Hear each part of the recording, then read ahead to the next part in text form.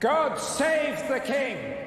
God save the king! Hey internet friends, Grace here. I just wanted to throw together a little weekend stream for y'all in honor of the coronation of King Charles III. The coronation of King Charles III of Great Britain took place within Westminster Abbey today and was a once-in-a-generation royal occasion. All hail the woke king, I guess, but like I said, in honor of his coronation, I'm putting together all of my videos about what the media won't tell you about King Charles III, Britain's new king. What you discover about King Charles and the royal family might shock you. It might leave you speechless. So let's not dally. Here's what the media won't tell you about King Charles III.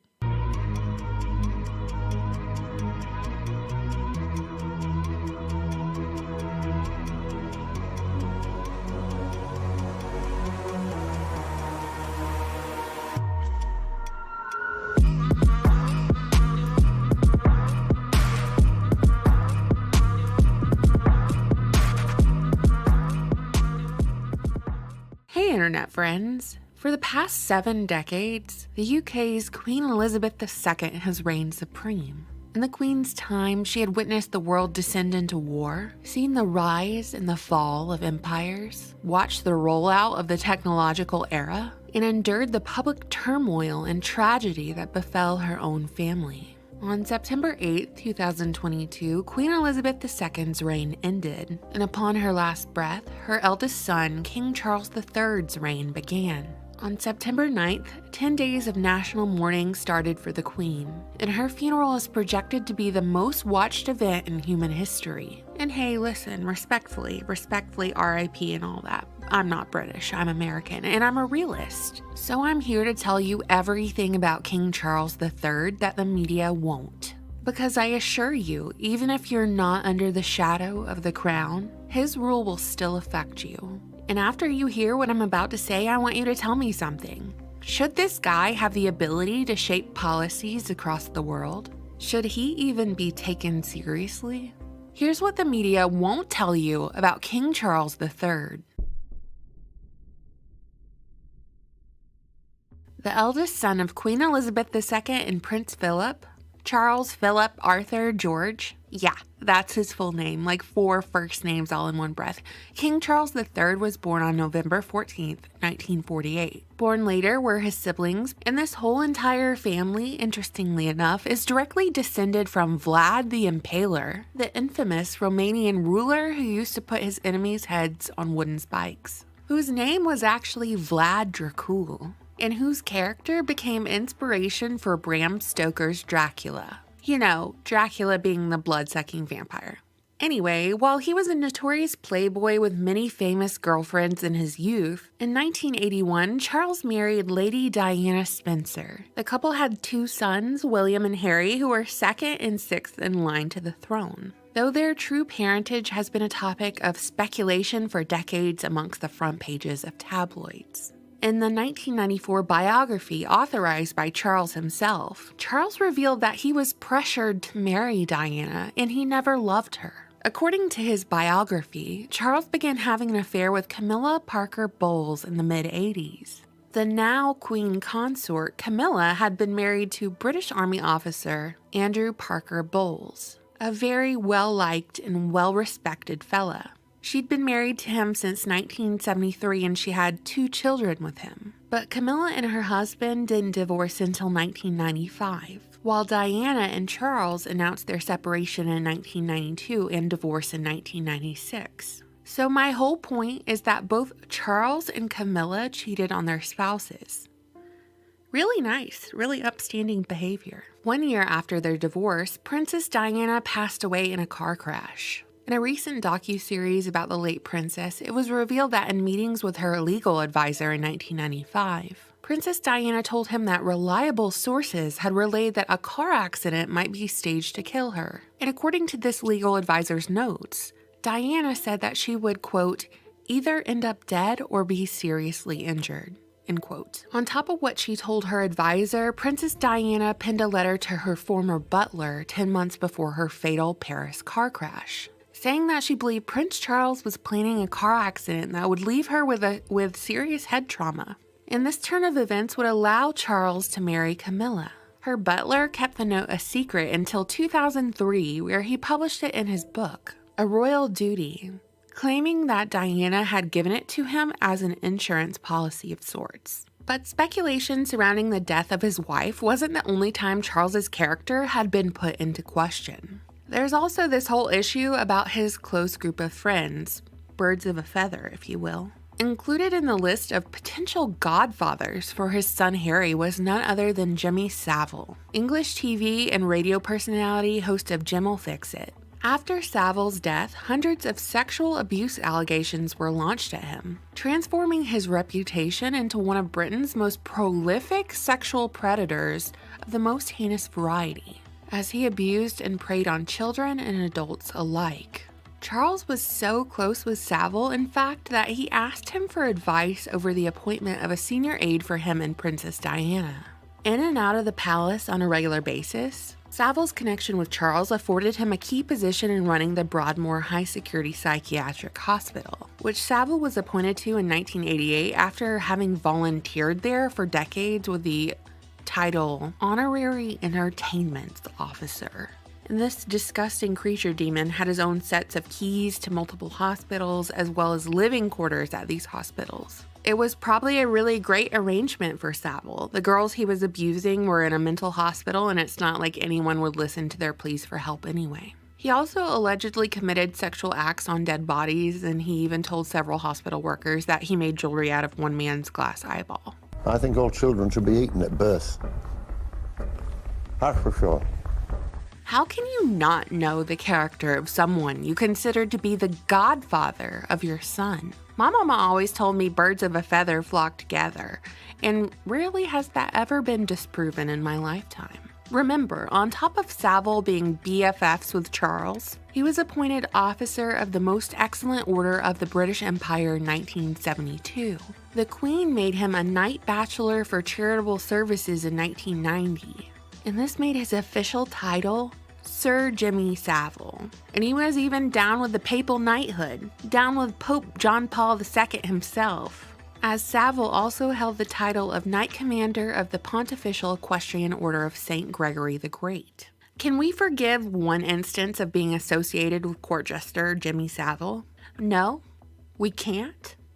No, me either. I can't forgive it. But I can point to an established pattern. The royal family is cozy with these abusers. We're talking friendship bracelets, braiding each other's hair, painting their nails, like Edward Heath, who served as Prime Minister of the UK from 1970 to 1974 and was a member of Parliament for 51 years. This guy was investigated for alleged child sexual abuse and related homicides and claims of satanic ritual abuse. Listen, I don't want to get into it. We're talking like close to 50 allegations. Then we have the whole Lord Janner allegations spanning from the 1950s to 1980s, in which 30 child abuse victims spoke out against this Parliament and House of Lords member, who was also president of the Board of Deputies of British Jews, representing all of the British Jewish community.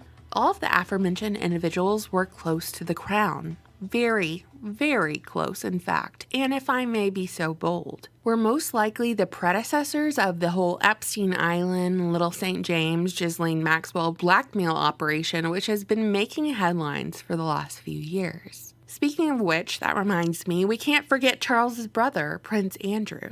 It's like Epstein just continued Savile's extracurriculars for the royal family. According to The Guardian, quote, their friendship began when Prince Andrew was introduced to Epstein by Ghislaine Maxwell, Epstein's girlfriend at the time, end quote. Prince Andrew and Epstein partied together. They attended royal events together.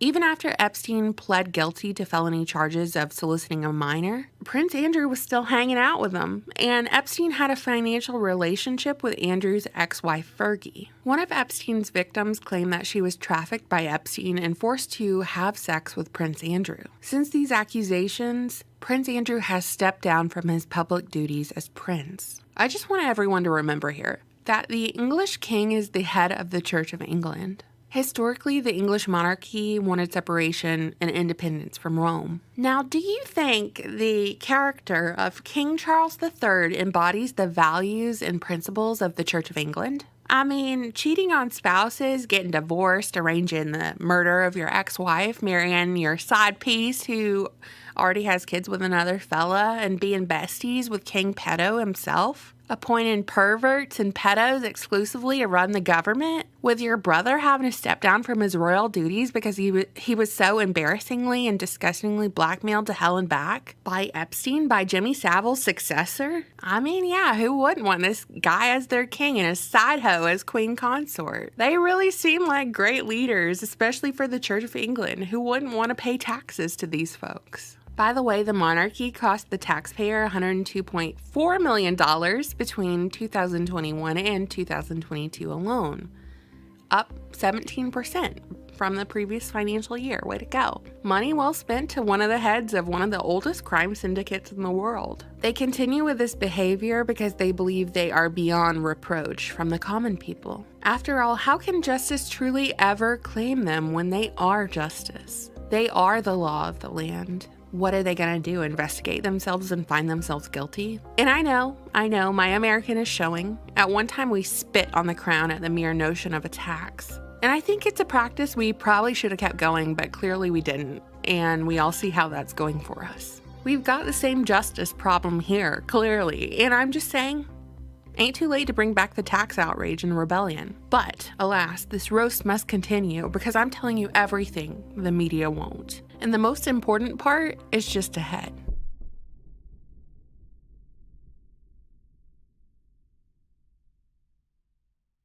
I'm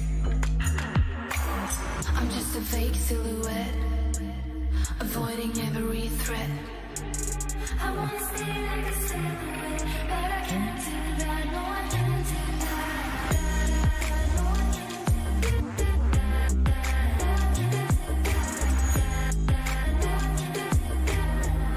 States in the title, this is an encyclopedia that covers so many historical events, censored information. If you were to go to the index, there is an A to Z of virtually any relevant phrase or person or event that comes up when you're looking into conspiracies. But let me paint this scenario. Say, for example, you have a friend or family member that's just waking up, like they're just beginning their journey of questioning the reality that we live in and the corruption that's going on and has been going on for a very, very long time. Instead of sitting them down and trying to explain every little detail and every aspect in like a word vomit kind of way, what you can do now is you can give them this book. For so long I've been thinking to myself, wouldn't it be great if there was a way to put all of these pieces together in one place, so that all you'd need to do is to point people in one direction and they could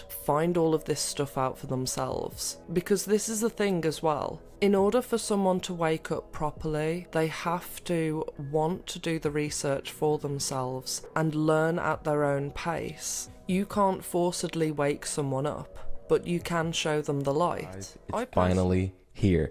If you like conspiracy theories, if you like hidden history and learning more about secret societies and anything that's hidden, that's suppressed, and you like to uncover the truth, and you like to just seek things out for yourself, this book is for you. And all of Grace's content really is for you.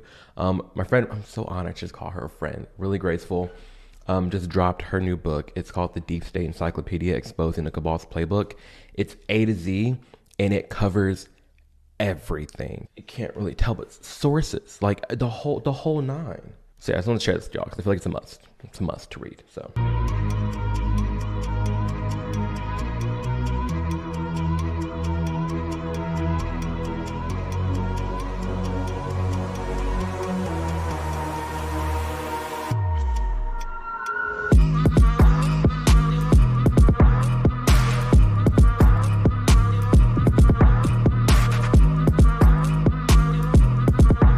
Previously on What the Media Won't Tell You About King Charles III. On September 8, 2022, Queen Elizabeth II's reign ended, and upon her last breath, her eldest son, King Charles III's reign began.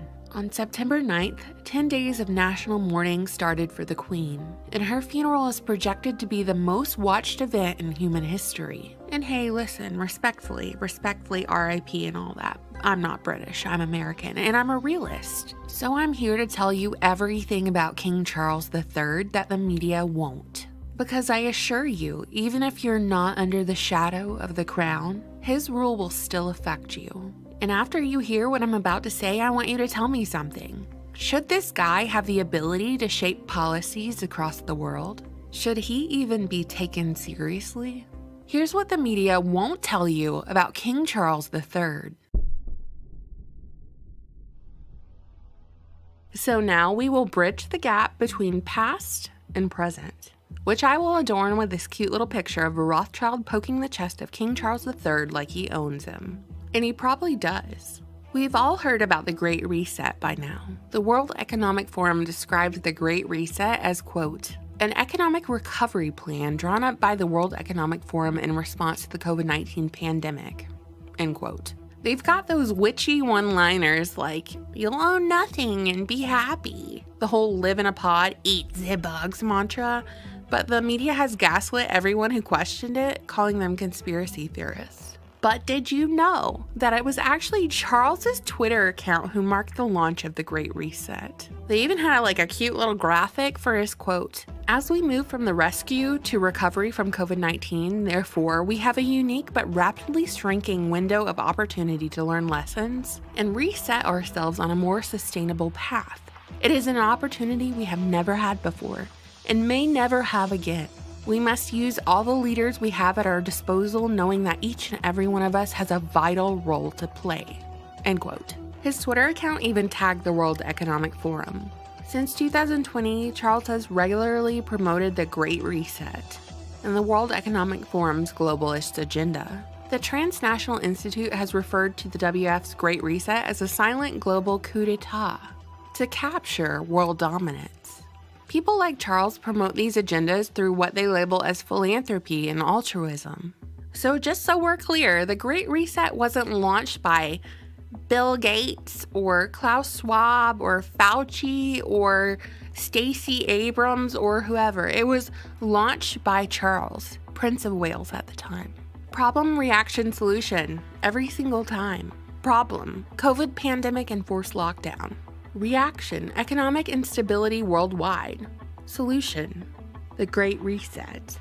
The Great Reset priorities include a fourth industrial revolution of automation, further merging technology and humanity, Track, trace, and resolve for products on the blockchain, track and trace being a phrase that became popularized through lockdowns and surveillance of individuals to, quote, stop the spread, furthering the Go Green initiatives, which sound fine on paper, but it takes a sinister tone in practice.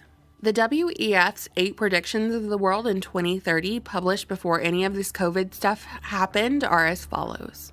And make no mistake, these are predictions, quote, air quote, because they intend to make them happen. Number 1, you'll own nothing and be happy. Whatever you want, you'll rent and it'll be delivered by drone. You don't even have to leave your house. Number 2, the US won't be the leading superpower. A handful of countries will dominate. So they will push for the fall of America. Our country will suffer, which you're seeing happen as we speak. Number 3, you won't die waiting for an organ donor because there won't be organ transplants because they'll be printed.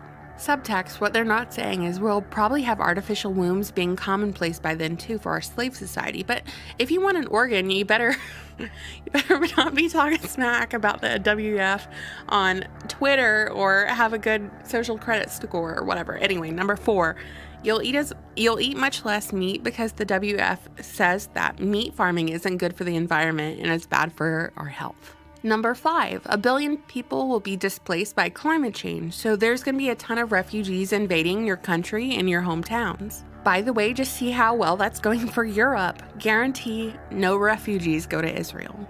Number 6, polluters will have to pay to emit carbon dioxide, eliminating fossil fuels. Number 7, you could be preparing to go to Mars, which is funny because we can't even go back to the moon if we even went in the first place.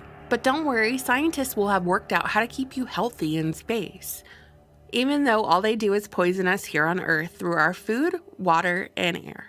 Then at the very end, the WF hints at aliens, some of us might pay to abduct us at this point to escape this prison planet. Number 8, Western values will have been tested to a breaking point. Checks and balances that underpin our democracies must not be forgotten. It's giving diversity, it's giving calergy. Am I allowed to say that on here? I'm not sure, but anyway, that concludes our predictions. So Charles has signed on to all these predictions, and he's gonna make sure they're fulfilled. This old cuss marked the launch of it.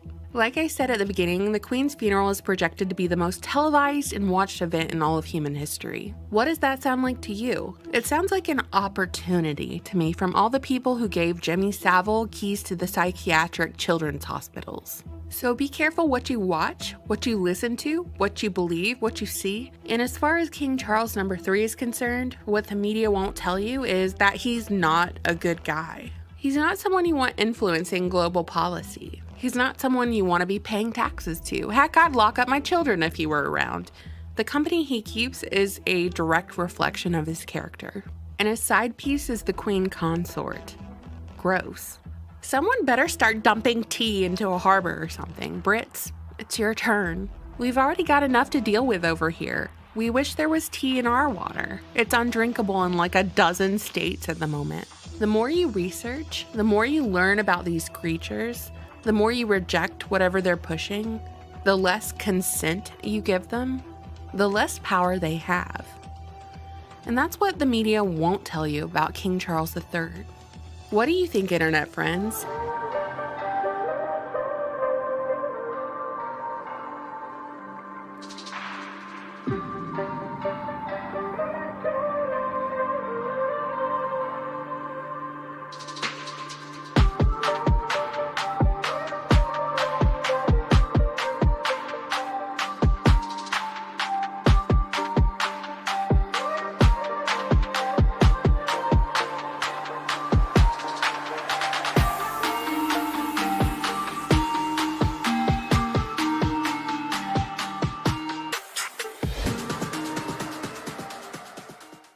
Hey, internet friends, I just wanted to come on here and say thank you all for supporting me in my first book, The Deep State Encyclopedia. I just wanted to say that I am overwhelmed by the positive feedback that I've received from this book. You're telling me that you bought extra copies for your friends and family, people you want to wake up in your lives. You told me that you've bought a copy for your child for their homeschool curriculum. And I am honored to be part of that. So I appreciate you. I thank you. And, I designed the book to be like a Reader's Digest version of all these hidden histories, topics, events, peoples, and conspiracies that we don't learn in school. I certainly didn't learn any of this, and it's certainly not talked about enough. So I didn't want to make any topic too long. And it's where you can sit down for 5 minutes a day and read one chapter and learn something new. And you can even bring it to, debate with your friends and family, because I know we all get into these discussions now when things are so political and polarizing, where you can say, hey, this is a thing that the media does to manipulate you. And here's what it's called. And here are irrefutable sources to back up what I just said. And you can read more here. And you're all telling me that you're doing that. You're telling me that it's a useful tool. So I thank you so much. And I just want to say that, internet friends, I appreciate you.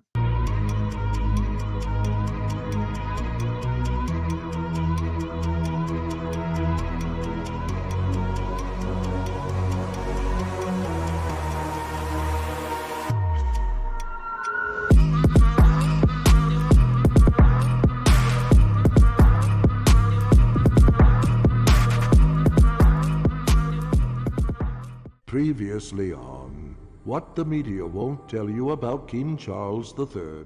Included in the list of potential godfathers for his son Harry was none other than Jimmy Savile, English TV and radio personality, host of Jim'll Fix It. Charles was so close with Savile, in fact, that he asked him for advice over the appointment of a senior aide for him and Princess Diana. But did you know that it was actually Charles's Twitter account who marked the launch of the Great Reset?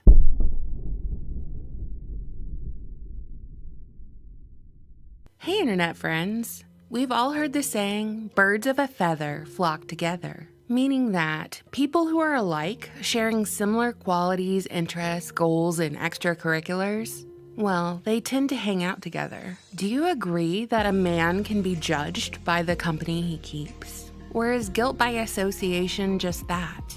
Baseless and misleading.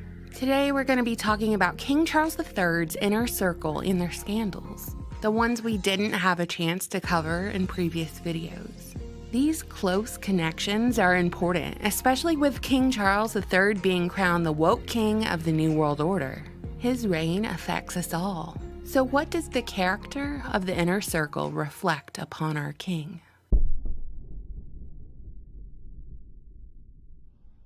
First, we must discuss Lord Louis Mountbatten, a high-ranking British commander, the uncle to Prince Philip, and second cousin of Queen Elizabeth II because the royal family is historically super inbred. Sweet Home Alabama style.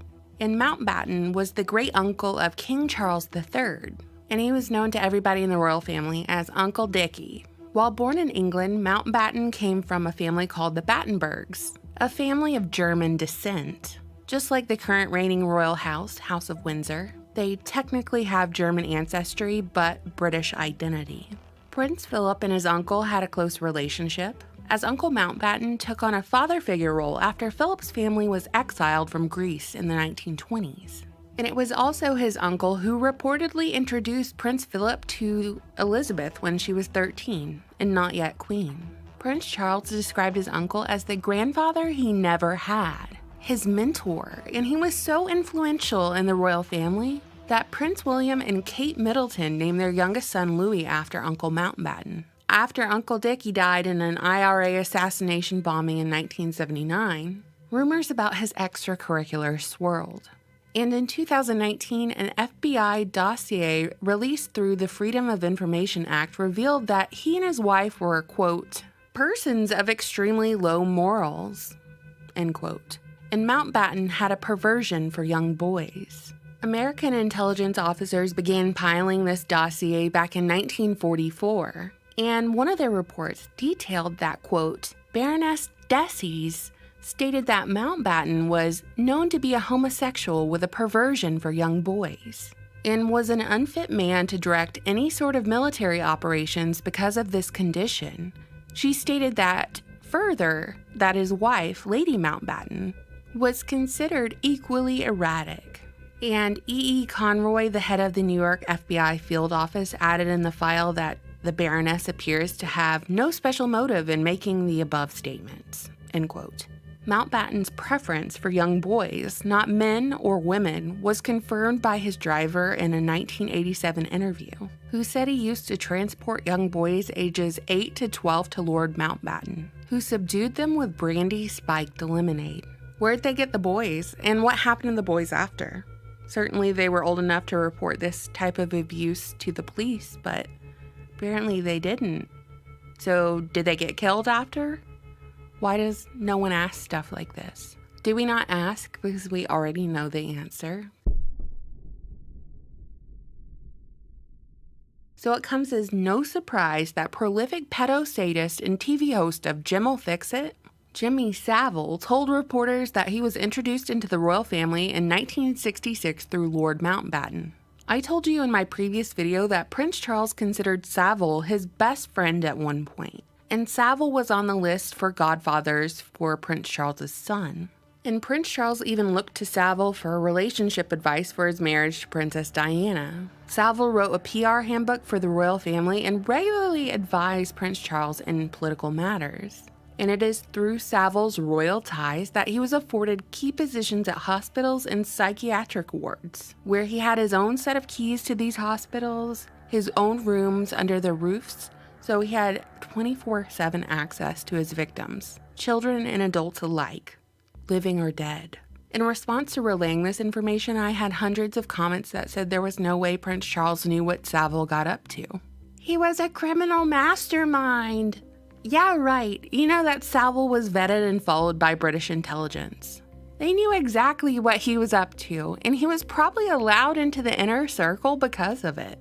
Don't be a dunce. Savile was knighted by Queen Elizabeth II at Buckingham Palace in 1990, making him Sir Jimmy Savile, just like Prince Charles awarded honorary knighthood to Kevin Spacey in 2016 for his, quote, service to the theater. The only difference is we found out all of Jimmy Savile's pedo and necrophilia allegations post-mortem. Meanwhile, Kevin Spacey's charges arrived while he was still alive and kicking. 1 year later, in 2017, Spacey was charged for assaulting a 14-year-old boy in Britain. All in all, Spacey has been accused of sexual misconduct by more than a dozen men. It should be noted that 3 of Kevin Spacey's accusers have died shortly under mysterious circumstances after they spoke out about his behavior. Do y'all remember after these allegations, Kevin Spacey released that really weird video where he was by the fireplace, and at the very end of the video, he said he'll kill his enemies with kindness, and there was ominous music. I'll roll the clip. The next time someone does something you don't like, you can go on the attack, but you can also hold your fire and do the unexpected. You can kill them with kindness.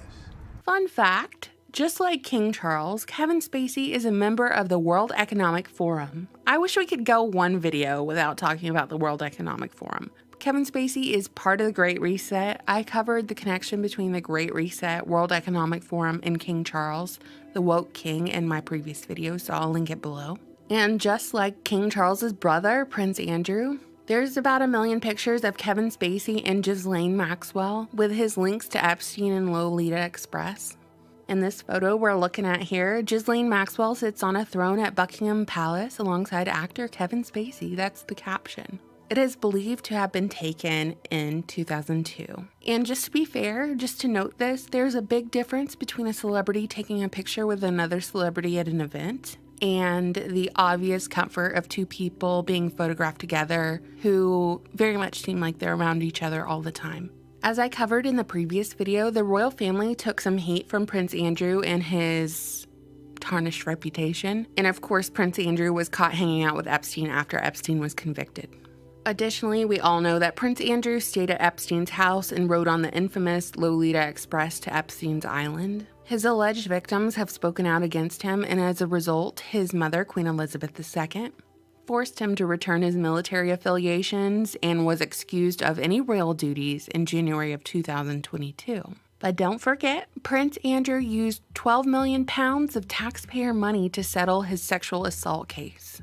So Prince Andrew basically just gets a slap on the wrist, and he wore his full military regalia to the Queen's funeral. He groped his daughter during the funeral, but the 22-year-old man who heckled Prince Andrew at his mom's funeral was arrested and charged with a breach of the peace. Disgusting! Wait, I've done nothing wrong. That powerful men should be allowed to commit sexual crimes and get away with it. The royal family murdered and plundered the peasants to colonize more territories and expand their empire not so many generations ago. Do you really think abusing some children matters to them? I demonstrated in this video that practice is most likely normalized to them, as they have all been exposed to generational abuse. And do you really think they care about you? They're subjects. It's clear they see themselves as above us. Otherwise, why declare themselves rulers, royalty, kings, and queens in this age? They are above the law. Their actions have no consequence. They can pay to make their problems go away, and that's just the reality of it. That's their history. They married child brides, married their cousins, chopped people's heads off a couple hundred years ago, beheaded queens and all that. What's a little car crash in a tunnel to make a problem go away when this is normalized behavior in your family? Royalists in my comment section will tell me that I have no manners or decorum for showing you the reality of King Charles III just a few days after the death of Queen Elizabeth. They'll say that the House of Windsor are just figureheads, nothing more. So why do I care who's king? I'm American after all, shouldn't I just mind my own business? Don't we have our own problems here that I need to focus on? It's clear as day that King Charles III is the king of the New World Order. It's why he declared the Great Reset. It's why he's the woke prince. His reign affects us all, as he influences elections and policies worldwide. Do these connections, events, and allegations not at least warrant questioning? Ultimately, I have no regrets in exposing the reality of King Charles III. My only regret is that I don't have enough time, energy, or resources to roast him more thoroughly while the bought and paid for media sings his praises. What do you think, internet friends? You know, I always look forward to reading your comments.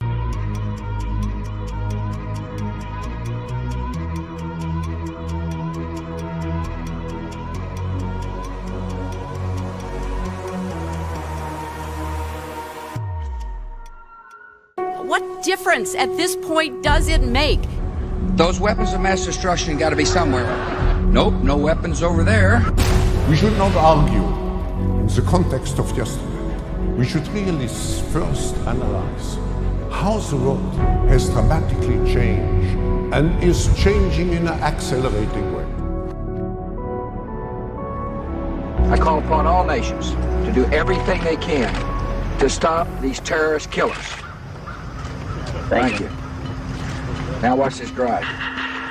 Something that I'm breathing, telling me to sleep in. Makes me behind my lids like nothing gets done. Living by a bad truth, swallow it like who knew. Marching to the drums like pa pa pa pa. Standing by the beaches, gotta have a secret. Life is plain peaches, tell nobody my secret. Drowning at the teaching, gotta have a secret. I'm just a fake silhouette, avoiding every threat. I wanna stay like a silhouette, but I can't do that. No, I can't do that. No, I can't do that.